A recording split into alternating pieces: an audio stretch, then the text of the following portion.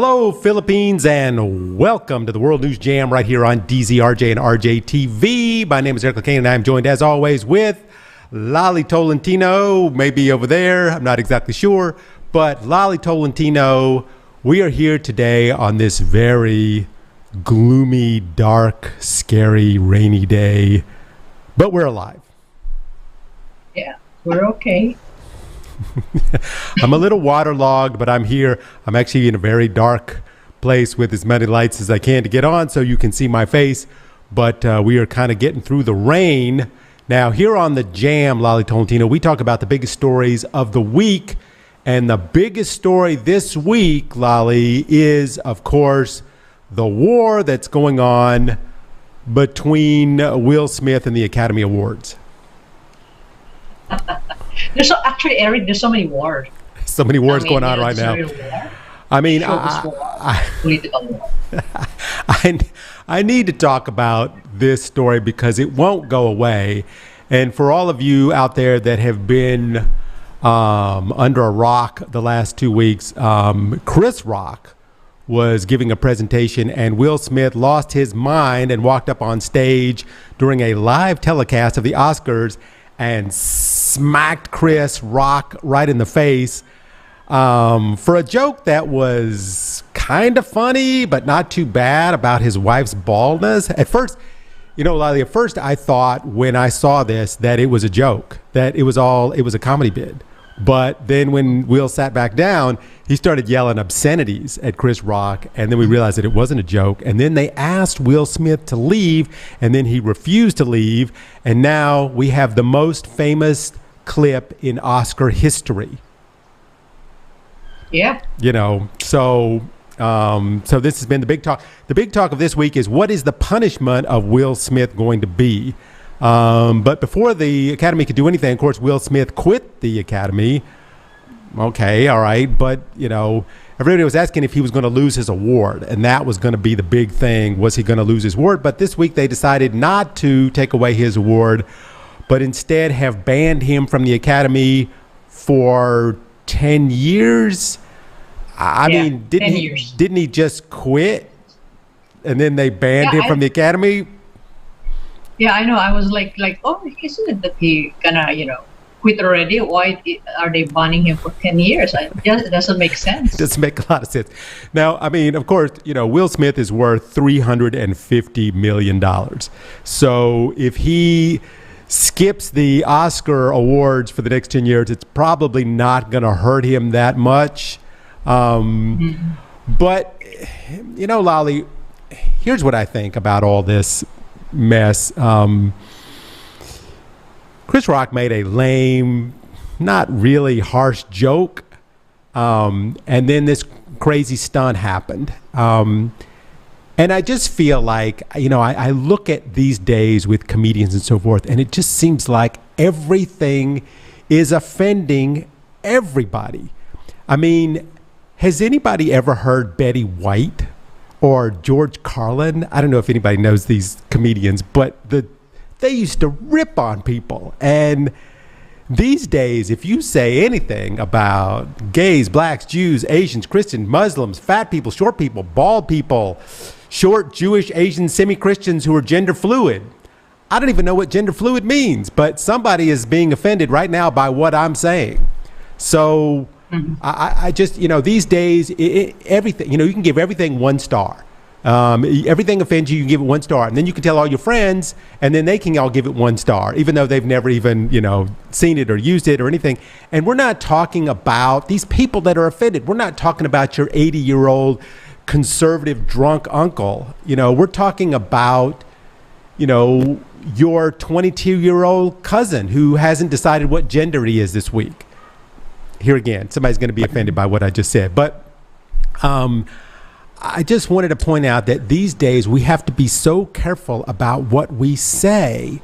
And even if it's funny, I mean, remember back, Lali, in the days where you would get banned as a comedian if you were not funny. These days, that's not what it is. I mean, somebody's going to come up on stage and slap you because they're offended about us, you making a G.I. Jane joke, which was that really offensive? I don't know. Okay. Well, let me make a little point on that, offending people. I think, most people get offended when there's some, because me, I can joke around also, and problems sometimes, but when it's getting personal, people get offended. Don't even touch my family. I mean, saying anything, I don't know, funny about my family, and some people may really be offended. I know that. I have some friends who get offended because that's why I try to, avoid making jokes about, somebody. I only do it within my family because my family, we are just the same. So we make jokes about, us. Being say, hey, you're so ugly this morning. And we just like, you're uglier than me. So we have that little thing. But yeah, but other people might get, oh my God, you gained so much this day. And they were like, oh my God, they will feel really, really bad. Yeah, I mean, so that's I think not, when it comes to really personal. that's not really funny. I mean, the thing is, Jada Pinkett Smith, I could see her shaving her head anyway, whether she had alopecia or not. And alopecia is not a deadly disease. It's baldness. And so she shaved her head, and it just seemed like, okay, it's kind of funny. Is it worth coming up on stage and hitting a person in the middle of a live telecast?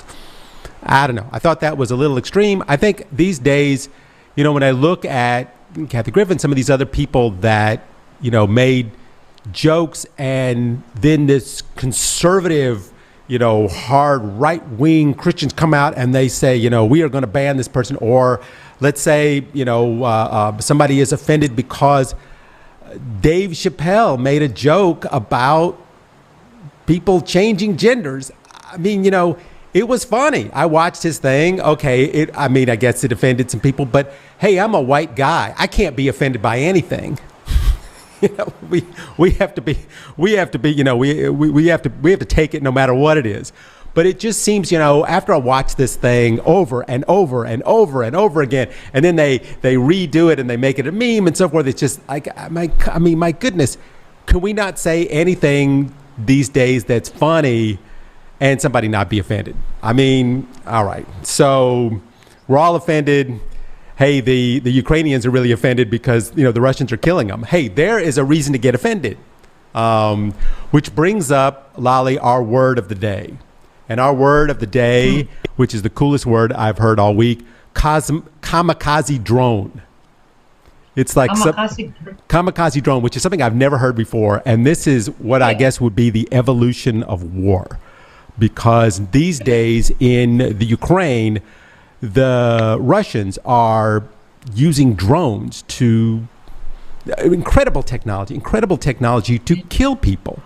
And so Ukrainians are fighting back with these little switchblade drones. They're little drones. They fit in a backpack, and you set them off and they go really slow, and you fly them. It's not one of these, $20 million drones that the Russians are. It's a little tiny drone, and they fly it over, and then they find their target, and then they turn it downward, and then they go really fast, and they shoot it right into the target and blow it up. So it's a new way to blow things up with a kamikaze drone. Of course, I'm sure it's not as good as the old Japanese kamikazes, because then you got a real guy in there, like a real guy steering it into the thing. But kamikaze drones are the latest thing because, Lolly, and you can comment on this. They keep asking the question, is Russia committing war crimes? Are they, targeting civilians? Are they committing war crimes? They're over there investigating it now. And the answer is, why do you need to investigate it? Yes. The answer is yes. They are committing war crimes. And the reason that I know this is because the Russians are using unsecured communications, and we're picking it up. So we can listen to what they're saying, and we listen to the commanders. And it's chilling to hear this. You listen to the commanders commanding them to take out the civilians. And you hear the guy on the other line going, but this is a civilian target. And he's like, kill them all. Kill everyone. And, it's just scary to hear these things that they're picking up on these, the Russians are using cell phones. And so, of course, the Ukrainians can pick up everything they say. Yeah. And yeah, really, this is a war. So the intention is to kill. So it's not only like invasion of one country, because, there will be lives will be taken, out of this world, or something like that. But then that's why a lot of people are siding with Ukrainian, because this is very inhumane. Why do you have to kill? We know that it's war because they have all the latest technology, all the weapons they need to kill. They're there to kill. That's the main thing of war. So yeah, but Lali, I guess the issue being there's certain rules. There's certain rules after the Vietnam War that they made up that if you have a armed conflict with another country, there's certain rules. So if there is a civilian apartment building and the civilians are running away, you don't target a bomb to go in the middle of those civilians to kill them all. That is part of the rules of war now that we have in the world that we all got together and decided. And it seems that the Russians are not paying attention to the rules. And there's another issue that came up this week about one Russian was saying how some of his tankers, they call them, came in and raped a 16-year-old girl in one of the buildings. 3 of them got together and they raped this young girl. This is against the rules. You are not supposed to rape civilians as you come in, and take over a country. So this is what I mean when I say these guys are now going after civilians, which is a war crime. Well, that's why. That's what I'm saying. Well, even though there is a law rules not to engage, but this is war. Soldiers will take advantage as well, because how long they have been in that war. So the needs are sometimes 43 days. Young girls, that's what I'm saying. So this will really go out of context already. I mean, you cannot really. I mean, okay, yeah. I mean, so they have war crimes. What does that mean? What does that mean? What are they going to do? It's the same thing. What are they going to do to Will Smith? I mean, there's so many things that are going on right now that are just that people don't even notice. I mean, we're looking at all the carnage that's going on. We look at the dead bodies laying in the street. We look at the tanks that are blown up. But I mean, there's a lot of things that are going to change the world as we know it. Refugees. You know how hard it is to displace 10 million people? And they believe that in the next month or so, 10 million people will have been displaced and just out in the world. And these different countries like Poland and Germany have to take in 10 million people. Right now, the European countries are trying to figure things out anyway because Russia is going to turn off the gas. And I think that is going to be, right now it's going to be warmer, but as soon as it gets colder, this is going to be a big issue. First thing, what are you going to do with 10 million people if this war goes on for years? And secondly, how are you going to deal with your own people? Yeah, and that's the problem now. I mean, the latest thing I heard is that Putin, promoted one, I don't know, is a general who will take over this war in Ukraine, because I think the other military guy are not following his rules probably, so he's putting another guy. And some of them are dead. So what will happen with that guy? They killed some of them. But yeah, I mean, this is one of the things that, Putin's is back against the wall. And, speaking of that, this whole thing is based on the fact that he doesn't want Ukraine to join NATO because he doesn't want them to join the West because he thinks but they made a deal with Finland back in when the Iron Curtain came down, that Finland would stay neutral because Finland has an enormous border along the Russian border, and Finland now is saying, hey, you know what, we kind of want to join NATO too. And then Sweden, who's been neutral, who's supposed to be neutral, and Russia had a deal with them. They're saying they want to be. So if Finland decides they want to join NATO, man, this could cause another conflict on the other side on the northern side. And, other things are happening now that are changing the world. Germany has added billions and billions and billions of dollars to its military now, just to fight Russia, in case they're going to have to fight Russia. And as of last week, Germany is now the third highest military budget in the world. It used to be United States, China, and Russia, and now it's United States, China, and Germany.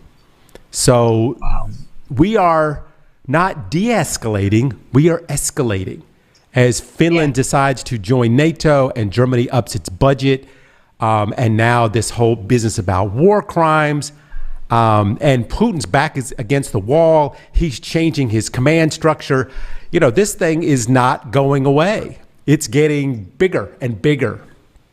Yeah, for Germany to get more, more war, whatever. So this is already a sign that they're ready to fight, because they know what's going to happen.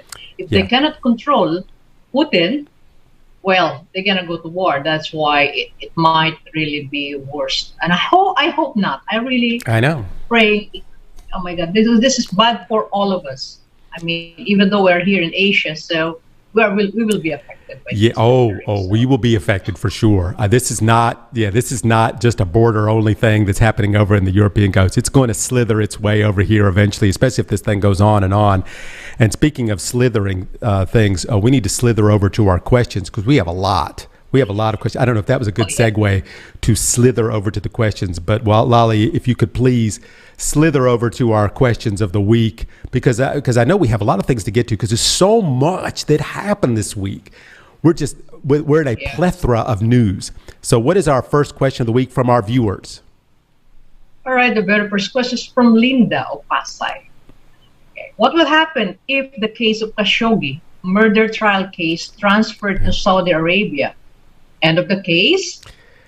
What's your thought? All right. I mean, for anybody who doesn't know, this comes from that infamous case about the outspoken journalist Khashoggi, who openly criticized the Saudi government, which of course is illegal in Saudi Arabia. You cannot criticize the government there. Anyway, he was living in the United States, and he went to Turkey to get some documents because he was getting married. And while in Turkey, he had to visit the Saudi consulate. Now, they knew he was coming there. And he walked in the Saudi consulate, and then a hit squad, supposedly ordered by the crown prince of Saudi Arabia, they killed Khashoggi. And then they chopped up his body with a bone saw. And then they put it in sacks and snuck it out the back door. This is not funny, by the way. Anyway, there were 26 suspected people in that brutal murder. And they all flew back to Saudi Arabia that day. So they have a murder trial going on in Turkey now, but there's no defendants because they all went back to Saudi Arabia. So you think the Saudi government's going to return these guys to Turkey to stand trial? That's not going to happen. So. Yeah, no. Yeah. So this week, the Turkey prosecutor says, hey, listen, let's just turn the trial over to Saudi Arabia, to the Saudi courts, because what can we do here? There's nothing we can do. So they're guilty. So, okay, fine, great, wonderful. They're not here. So the thought being that this will relieve tensions between the two countries, which has completely broken down since this killing happened. But once this trial is turned over to the Saudi courts, it's going to disappear. Oh, yeah. Definitely. It's just the crown prince has been a pariah since his killing. Nobody will get their picture taken with this guy. Nobody will invite him into any summits or anything. So what he's hoping is this thing will come back to Saudi Arabia, it will disappear, and everybody will just forget. And we can just sweep it under one of those really expensive Persian rugs that those guys use. But of course, Khashoggi's fiance is very disappointed because she was about to get married and her husband was cut up with a bone saw. So she doesn't want this to disappear. She's very disappointed in what the Turkish government has decided to do. But here comes the question, though. If you want to start trade relations with another country, is it worth it to give up on a murder that happened in your country at the hands of the leader of the country that you're trying to do trade relations with? Is it okay to just say, all right, so, bad one, we'll let this one go. Well, that's why it's very scary to make a deal with that country. They have the oil, they're rich, but then, because of their culture, because of how they are. So for me, it's scary. Yeah, so this case might end there. I mean, they said that they punished the guys who these people that went rogue and killed this guy, and they gave him 8 to 20 years in jail for murder, but they wouldn't give us their names. They just said, "Oh yeah, we put them in jail." Now, okay, this is a government that if you speak out against the government, you get killed. If you are, if you do witchcraft or you get caught doing adultery, okay, if you're a woman and you get caught doing adultery, you'll be hanged or stoned to death. So, for murder, you get 8 years, and we can't give you their names. I mean, okay, fine.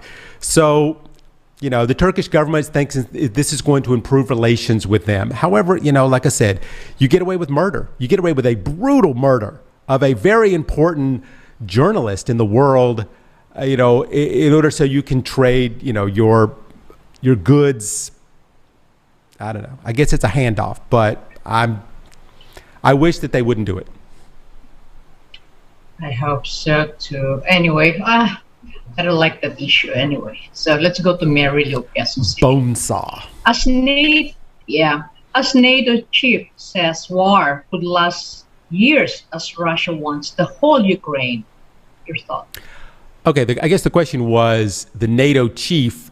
He said this war could last for years. And that is the big story this week, as Jens Stoltenberg of the NATO, the chief, was telling us, currently that there is, no sign that Putin has lost his ambition to control all of the Ukraine. They are telling Ukrainians now that they need to leave or they're going to be killed. He said people need to start being realistic. We keep talking about these talks and negotiations and everything. No, we need to be realistic. We're in the 41st day and this thing has just started. And this, they're looking at years, because he is not going to leave. He's going to stay there until he gets the entire country. So what is the stance of NATO going to be? They have been giving the Ukraine anti-tank, anti-aircraft missiles, but they haven't given the Ukraine the large munitions yet. They haven't given them jets yet. And there are other countries that are coming out. The Czech Republic, they're just giving stuff to the Ukraine. They're saying, here, take this. They supplied them all kinds of stuff. And this is from private donors. Tanks. They're giving them tanks that rich people buy a tank and give it to the Ukrainians.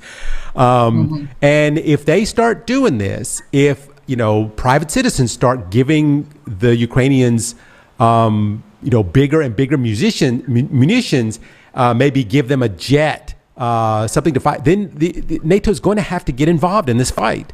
The United States just gave the Ukraine $100 million to buy stuff.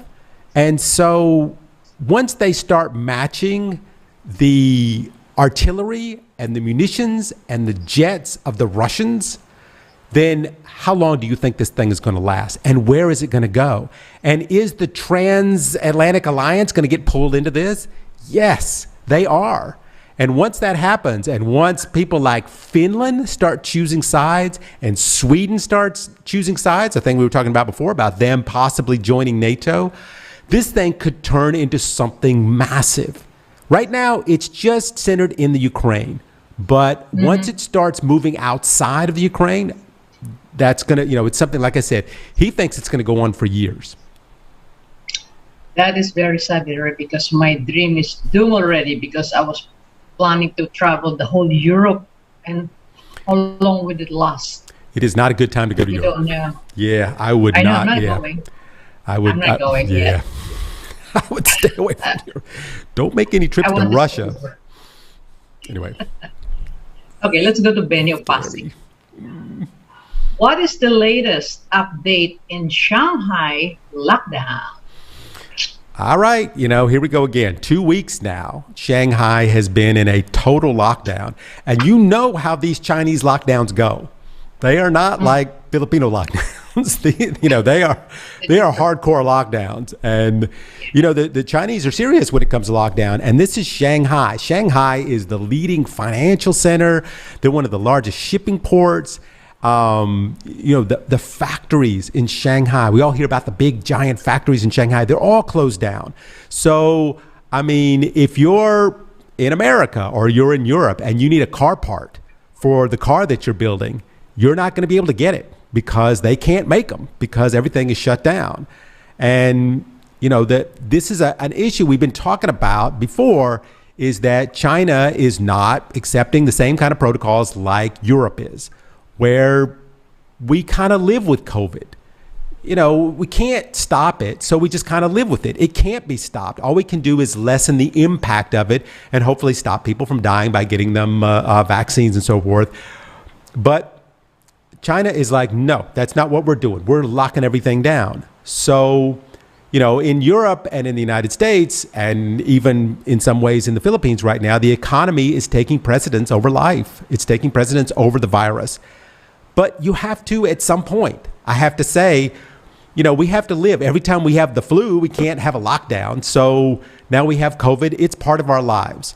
So, what outweighs the good of the many outweighs the good of the few. I'm not sure exactly how to say this, but, last month in China, they locked down 193 million people. 193 million people equates to $3.6 trillion of the economy. And when China goes through an economic down slump like this, what happens? Well, it fizzles out into the rest of the world. So, they are worried that because last year China had a growth of 8.1%, and this year it's 5.5, or some even people are predicting 4.5. And it doesn't seem like that much. Well, it's just a couple of points. But a couple of points in a country like China is enormous. And that kind of thing is going to spread out into the rest of the world. Okay, China. What can we do? Just don't let the Chinese come to the Philippines this time because you are. But nobody will travel, by the way, so nothing to worry. Yeah, I know. The big issue is Chinese exports. They're suspending all operations in all the factories, so they can't make the parts. And even though they don't make the device itself, they make the parts for everything. Like Shanghai has one of the biggest parts makers for all kinds of things that are made around the world. And this is what is going to cause a lot of problems, very, very soon if they keep this lockdown going. All right, that's why be careful with whatever you have that you bought from China, because there will be no replacement yet. Everything you own, there's something in it that's made in China. I guarantee it. Exactly. That's why be careful. If it is a part of your car, be careful. I know. With your car. I know. Let's go to Rudy of Bulacan. If war persists, what do you think? I think they're referring to Ukraine. What do you think will happen to the global economy and effect in the Philippines? Well, the global economy is already going through changes. We can see it already. Every individual can see it as the price of gas, is going through the roof. So, the long-term effects of that, gas doesn't just power your car. It powers a lot of things. It powers generators. A lot of generators around the country, even the Philippines, are powered by fuel. So, this war could split international trade, and possibly, and a lot of economists are predicting this, could spark a global trade war because China and India are not going to join the sanctions of the rest of the world against Russia. And that is making a divide between the West and Russia and India and China. And so Japan would be on the side of the West. So would Korea. Now the Philippines, what side are they going to go on? Well, I think it depends on the election. I mean, the election's coming up because, Bongbong Marcos, for sure, if he wins, he's going to continue the Duterte policies, as he has said, and he will move in the direction of China. And of course, if Lenny were to win, of course, it's the opposite. She's going to move toward, as she has said, more toward the United States. So most likely, I see her, if she wins, siding with the rest of the world, whereas Bongbong Marcos, he can't go to the United States even right now. I mean, if he set foot in the United States airspace, there's a warrant out for him. There'd be a warrant immediately issued for his arrest. So I think he is moving away from the United States and more toward China. So if there is this global divide between the world and China, India, and Russia, of course, the Philippines is going to be incredibly affected by this, depending on how they fit into this global divide. All right, we will only know whoever wins in that election, and then there will always be a diplomacy somewhere, and these people should be diplomatic in any time, anywhere, because we are a small country, so we need all of them. We need help from everybody. Yeah, but that is not the way it's going to go. It is not going to go that way. It eventually, as this thing progresses, the Philippines as well as Malaysia and Vietnam, they're all going to have to pick a side, because you can't play both sides of the coin, which is, right now, I think what Duterte wanted to do. It's like, let's play both sides of the coin and see how this thing plays out. And then it's not playing out well. We thought that it would end after a few months. It's not going to go that way. And now the fact that China's like weighing its options on how it's going to, because, right now it's almost in China's best interest to side with Russia. And everybody was wondering what India was going to do, because India is one of the biggest global powers right now in the world. And they have decided not to join the sanctions. And, it's one of those things, if you're not with us, you're against us, that kind of scenario. So I think eventually, the Philippines, they get a lot of stuff from Russia. It isn't cement, blocks, things like that, building materials, they come from Russia. They get a lot of stuff, I think, food products. What about wheat? 1/3 of the world's wheat comes from Russia and the Ukraine. That's where all the wheat comes from. The wheat mostly from Ukraine, actually. That's what I heard, that where Philippines is getting. Yeah, I would assume they'd either get it from Ukraine or Russia, neither of which can give you wheat right now. Obviously, the Ukraine can't give you any wheat because they're under attack. And, Russia, right now is under sanctions. So, this is going to, maybe right now we have bread on the shelves, but are we going to have bread next month? These kind of things, like I said, this kind of stuff, it's going to spill out into the rest of the world. And eventually it's going to, hit the Philippines, I believe, especially if this starts to go into a bigger conflict outside of the Ukraine. All right, Filipinos, we have a way to do this. Don't buy wheat, just eat rice, okay? Don't eat bread, rice. What about your burgers? You got to have burgers. Where are you going to? You can't have burgers in the Philippines. You got to have a burger. I guess you can have a burger without the bun. I don't know. You get hot dogs without buns. So I don't. With the patty and with the rice, Filipino love to eat everything with rice, so we have no problem, I think. Anyway, no problem with the economy. Anyway, as long as we have rice and we have whatever, so it's okay. Jollibee and rice. Okay. All right, let's go to Gino Patangas. UAE, or United Arab Emirates, sentences Israeli woman to death for cocaine possession. Update, what happened? All right, this is a big story. It's a great question. I'm glad that somebody brought this up because, in some countries, the sale of drugs is a death sentence, especially some of these Arabic countries where the laws are extreme. And this is the case of a 38-year-old, although she's also been known as a 43-year-old. There's a lot of stories about this woman. She, at first they said she sold 50 grams of cocaine. Okay. Actually, that's not exactly true. That's not what happened. But, in Israel, 50 grams of cocaine is not that big a deal. like in the United States. If you have 50 grams of cocaine, you may do some prison. If you have a decent lawyer, you'll get out. It's not that big a deal. But even in Israel, if you're poor and you don't have a lawyer, it's going to be a small prison sentence because it's a small amount of, it's recreational drug, a small amount. It's not, but in the UAE, that's not true. And these kind of things carry out huge sentences. In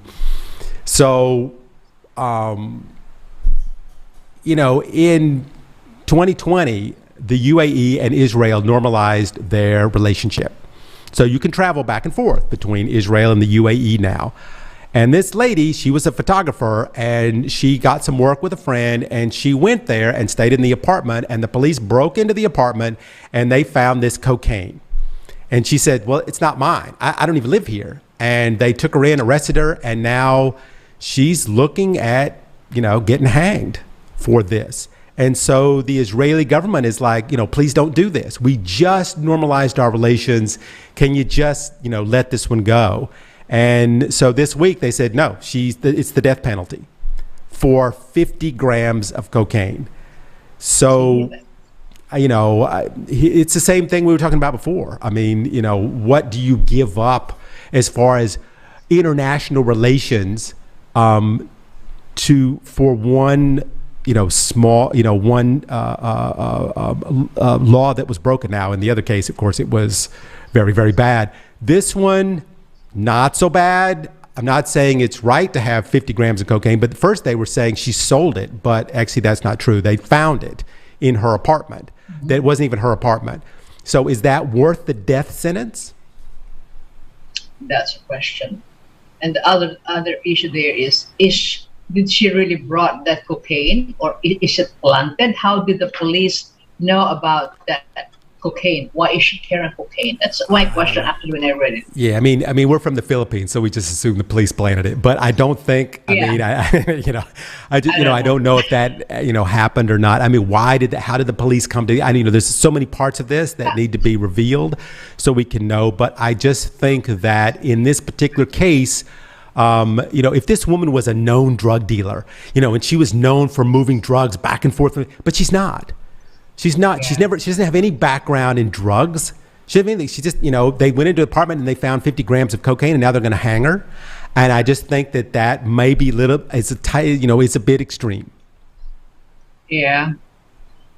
Tough luck for her. So sorry to hear that. I hope that they work this out. Yeah, I hope so too. Okay, let's go to Lulu San Juan. There is a shortage of truck drivers in the U.S. and worldwide. Do you think autonomous trucks are the option? Okay, now, so this is our science question of the day. First of all, interesting enough, why is there a shortage of drivers? And I've been following this story for a while about the drivers. We talked about it like a couple months ago here on the show. It's just not a good job anymore. First of all, it's a man's job. Not that a woman couldn't do it. It's just they don't do it. Secondly, it's generally for older men. The average driver in the U.S. is 55 years old. And usually a truck driver does it their whole lives, which means, young men are just not joining the trucking workforce because that's not what they want to do. In general, truck drivers don't go to college, so you can't drive a truck, can't get a commercial license until you're 21. And so most kids, they get out of high school, and then what are they going to do? They can't wait around till they get another job. So, the life of a trucker is not that great of a life. You're away from home most of the time. You live on fast food. You're constantly sleep deprived. It's a dangerous job. And so one of the ways they have talked about solving this problem is driverless trucks, autonomous trucks that drive themselves, robot trucks, where you don't need sleep, and you don't need to go to the bathroom, and you don't need to eat. You don't have a family. You don't need money. You just drive. And it seems like a great idea, except the fact that these are just robots. And there are other drivers on the road, and those people on the road are people. And, robots won't make a mistake, but people will. And there's no way of figuring out every possible scenario that can be programmed into something that a robot can figure out. So there's a lot of companies that are working on this. And supposedly there's a company that they believe by 2024 that they will have driverless trucks out on the road. They're saying, okay, maybe in a decade it will be really in use. But right now they have driverless taxis. That's becoming popular. But a driverless truck, a 20-ton truck barreling down the road with no driver. I mean, you can make huge money with something like that. However, they want to make sure, because the first time you have a driverless robotic truck, a 20-ton truck going down the road, and it plows into somebody and kills a bunch of people, then that will be the end. That will be the end. Nobody will allow, autonomous trucks anymore. So they got to make sure that it works. But they're working on it. There's a couple of companies that believe that they're going to have it ready very soon. All right. So I can only imagine a small truck, that you can play with your remote, but not a big truck like this without a driver. My God, it will be on the street. Of course, if you have that kind of business, wow, that truck will travel I don't know how many miles. So, and you will encounter a lot of different vehicles, on the streets. So I don't know, but of course this will be monitored. But well, good luck to the inventor of this. I just can't wait to be driving down the road and look up and have some robot wave at me. And the robot will just wave back. Wave at me. Hello, Eric. Anyway. Yes, just like that, Lolly. I'm sure that's how the trucking robots sound. Yeah. Let's get the joy of Mandaluyong. Okay, what is the latest update on Sri Lanka? Failing economy and political crisis. All right. Obviously, I brought this up last week because I didn't think the media was giving it enough attention. Well, this week, people are starting to notice that something is wrong in Sri Lanka. Last week, people were talking about the protesters storming the residence of the president. And then this quasi-martial law that was imposed, it's the corruption. And the citizens are tired of it. It's not that far a story from the Philippines of the 1980s. But now that the news is out and the mainstream media has it, how did this mess get started? How did it get this bad in Sri Lanka, which is something we didn't get to last week? And a lot of it has to do, first of all, the president dismissed the prime minister, which was not a good idea because he was very popular. And they had that bombing. Remember back in 2019, we talked about it here on the show, the Easter bombing. And then COVID hit the country and the country took out loans. Does this sound familiar? They took out massive loans. The country borrowed huge amounts of money and then they mismanaged it, or bad government, corruption. Anyway, the money is gone and now they're trying to fix the problem. And so, very similar to what happened in the 80s when they tried to fix the problem in the Philippines about all the loans and so forth that they came in. And, there's really no good way to fix this. And they tried to slash taxes in Sri Lanka, and it had a backwards effect. And now the country can't pay its debt, so it's having to go into its reserves, and this whole thing is just spiraling out of control. And, they're trying to make it so you can. They're trying to lower the value of the rupee so they can qualify for loans, and so people's money is losing its value, and everybody's mad and they're fighting. And now there's gas, what do you call it, the gas grenades in the street, and people are shooting rubber bullets. I mean, it's just inflation is going through the roof. And like I said last week, you can't buy anything, but even if you bought it, you couldn't cook it because you can't afford the gas for your stove. You can't even go get the gas because you can't get gas for your car. So, and then they did a social media blackout. I mean, that was just not the smartest move that they could do. So this week, the government cabinet dissolved. It just disappeared. They all left. They, most of the cabinet just said, okay, we're done with this. And they just resigned. And so the president's giving opposition leaders a chance to help run the country because he can't do it. He's not going to resign. He's made a statement that he's not going to resign. And he said, it's not my fault. It kind of is his fault. But anyway, he keeps going on. The crisis is not created by me. It was somebody else. So, What Sri Lanka is doing this week, they're asking somebody for help. Guess who they're asking for help, Lolly Tolentino? They're asking China. Yeah. Giddy up with that. Let's see how that goes. So that is going to solve. Is that going to solve the problem of Sri Lanka, or is that going to create a new problem for Sri Lanka? I mean, here again, there's a lot of similarities between our two countries in this particular kind of scenario. It's just happening a lot later for the Sri Lankans, and now they're going to China, and they're going to try and make big loans with China. And you know what happens when you make big loans with China? There's always some kind of stipulation later on, some kind of fine print that you have to read, and so everybody's a little worried about Sri Lanka right now. All right. Easiest thing for the China to do, give them, that big loan and take over the country. That's what I think. Anyway, not unlike the Philippines. Anyway, I don't want to get into that. Let's not start on that. Yeah, no. We will not allow that. People get Nobody mad at can, take over this country. Anyway, until we give it up. Yes, Let's until go to you June give it up. All right. Cavite. Until someone gives it up. Yeah. Next question. What do you think of the 2 hours flight from Shanghai to New York? Because China joined the hypersonic flight race. Your thought? Isn't this cool? 2 hours from Shanghai to New York? This is cool. It's not new. I mean, it's new. There's a new story this week, but China's been toying around with this idea for a while. These supersonic missiles that carry people. If you can send a hypersonic missile across the world to blow up something, why can't you just put people in it instead of bombs and charge them a lot of money? So this week, a Chinese company released a video of what that could look like, which shows a rocket holding 12 passengers blasting off. No need for oxygen, no need for suits or any of that space stuff, whatever. You can just look out the window.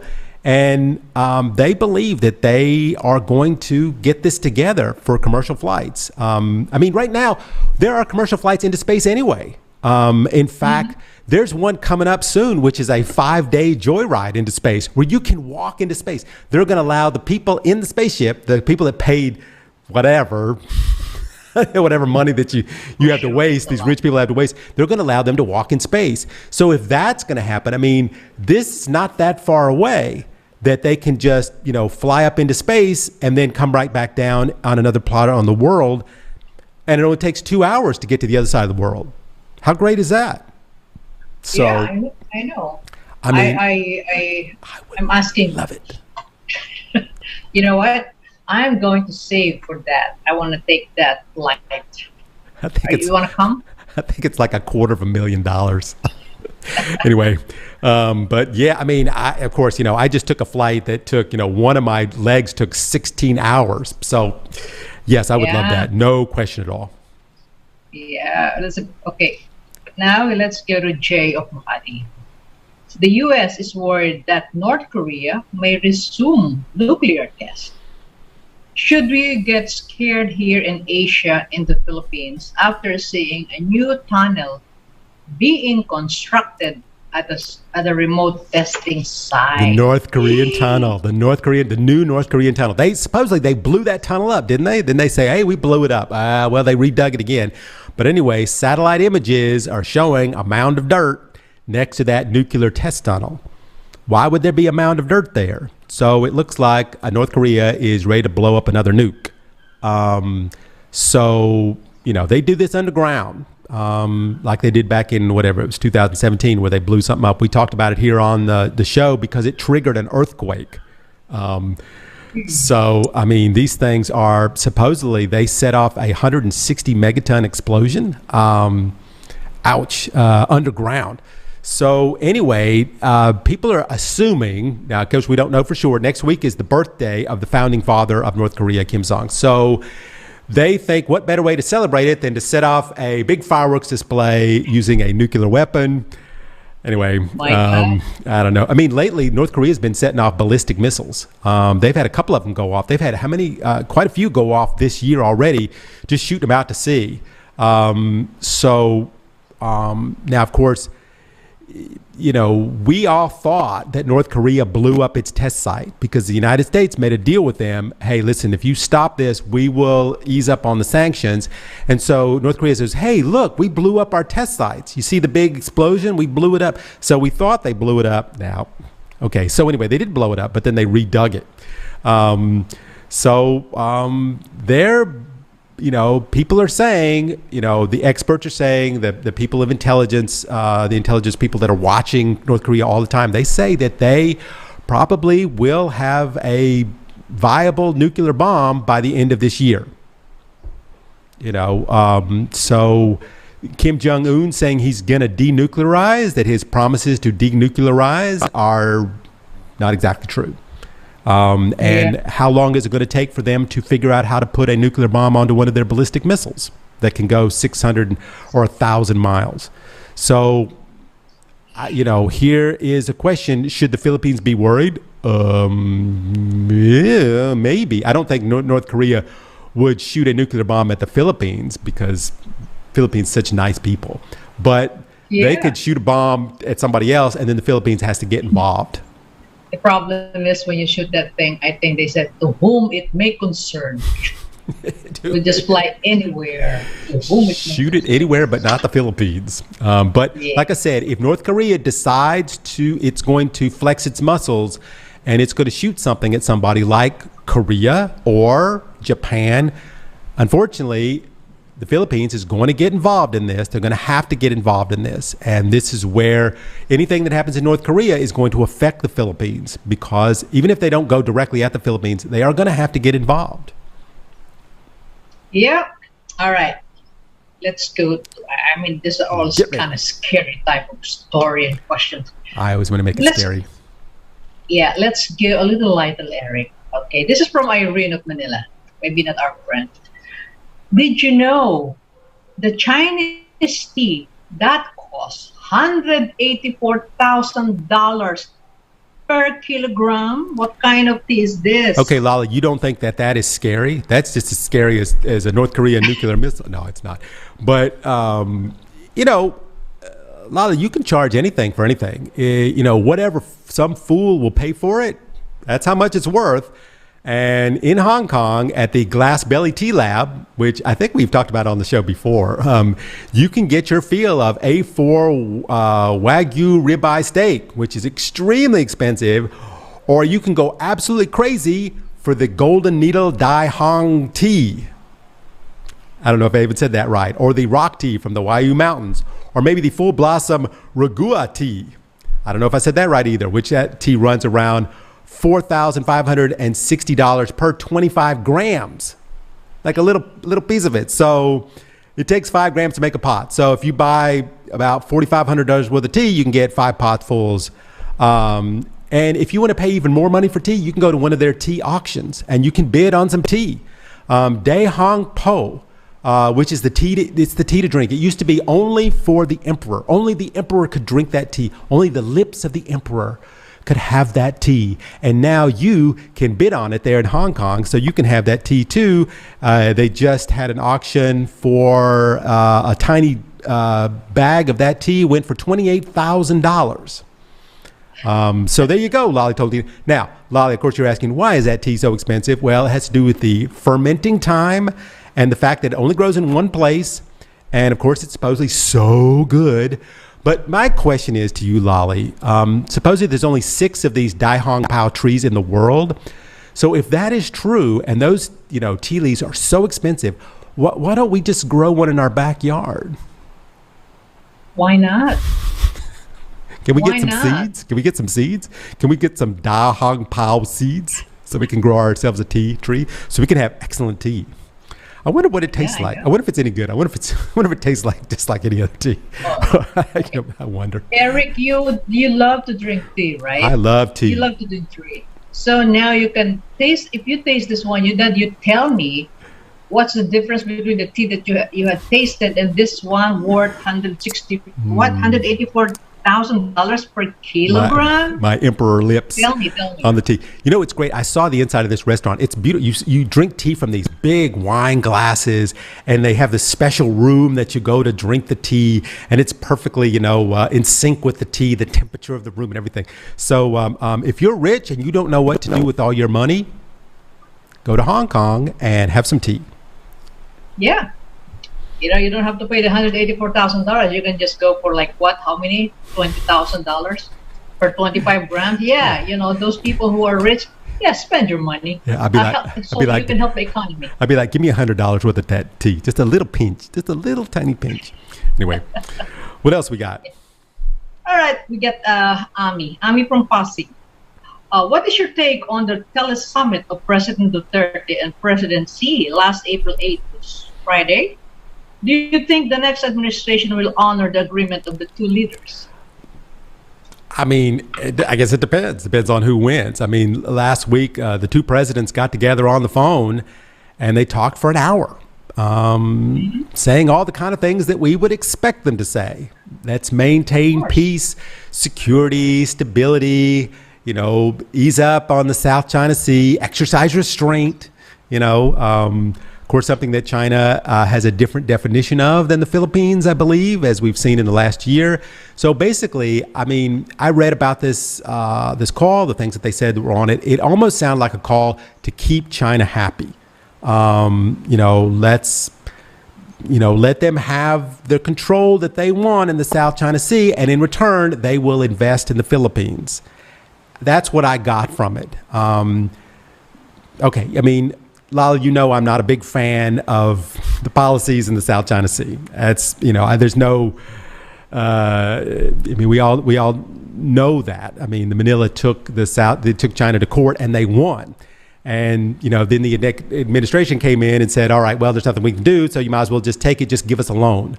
And that's kind of what happened, sort of. So, a lot of people got rich from this, we're not really sure how we're going to repay all those loans. And now the Philippines is now in financial trouble because of COVID, which may go on for years. So, I'm glad, first thing, I am glad that Duterte has an open dialogue with President Xi. I mean, I don't particularly agree with the policies that they have with the Chinese right now as far as the South China Sea. I think that is a mistake, but I commend Duterte for what he has done in some respects, not necessarily the policies. Now, here again, we have to ask the question, the question was, will the next group follow in Duterte's footsteps? We said this before, Bongbong Marcos for sure will. He has vowed to move away from the United States and move more toward China. Whereas if Lenny Ribeiro wins, it's going to be the opposite of that. If they continue with this and they allow China to go ahead and move even farther into the South China Sea, and then, who knows, China may take a stab at going against Taiwan in the next couple of years. So I think that's probably, what is going to happen. If one candidate wins, it's going to flip back to the way it was, where the Philippines will say, hey, this is ours, not yours. We'll have the U.S. deal with it. And the other, if Bongbong Marcos wins, it will continue as it's been going. All right. So, the only thing that I can say is, whoever wins in this election, whatever is good for the country, that's what they're going to do. Because no matter what they say during the campaign, sometimes it will not really that matter when they're already in power. Of course. Because they change. Yeah, of course. Because, the sad part of the campaign always that, made me sad is this. Even, most of this candidate will say things about the other candidate, which I don't like personally. Because when you are, you become a bad, some kind of, let's say, bad person when you are a politician. Because for you to win, really, you have to put that person down. But when you get to the office, this is a different story already. So I just pray that Filipinos will come together and be one. Whoever wins this, this coming election. This is for the good of the country. This is not good for others. This is for us. This is our country. We have to love our country. And we have a lot of resources that we can, we can really work on and help each other. So especially in the South China Sea. Yeah, I know, because there will be a good deal for that. It's just a matter of who would do it, Yeah, I know. I mean, I can do it, Eric. Well, okay, all right. Lolly Tolentino, you and I will go out and we'll dig up all those expensive minerals out of the South China Sea. But before we do that, Lolly Tolentino, we need to say goodbye because we are out of time this week. But thank you so much for all the questions that all the viewers sent in this week, because they were absolutely fabulous this week, all over the board, which is what we love here on the show.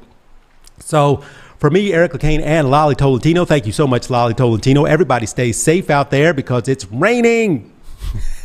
Don't get sick. Don't get COVID. Be safe. And Lolly and I will see everybody next week. The views and comments